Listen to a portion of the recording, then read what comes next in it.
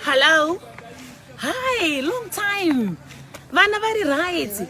Michaela ndiye ari kuuniversity kuAmerica. Eka. Hold on. Hello. Hesi, long time. You know what? It's such a coincidence. Vanhu nhasi vari kungondifonera vachibvunza kuti vana vangu vari sei. Mali ari kuIndia kuuniversity uku. Mira ndingokuisai paspeaker boss utori right now utori pane munhu ari pacall right now. Ndati ndingokuudzai kuti Kithi ari kuuniversity kuDubai. Bye guys. Unonzwa sei uri mubereki uchingotaura nezvemayunivhesiti ekunze kwenyika kuti mwana wangu adai uri papulpeti uchipupura kunaka kwaMwari. What am I saying? Aruvia Education is right here in Zimbabwe.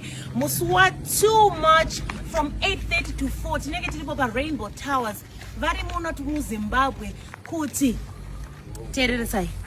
Vatiudze ruzivo, vatipe information yekuti vanozvigonawo sei zvekuendesa vana kunze kwenyika kuti vanodzidza kunana India kwakangosiyana siyana. We want that information. So guys, my parents, my guardians, vana huyai, come and hear kuti vanhu vari kuzvigona sei. And also, please click the link iri pa caption and register kuti usazoshaya nzvimbo. Ndataura guys. See you. Muswa too much. Ndinenge ndiripo. Madam Bonsa, cash controller, money maker.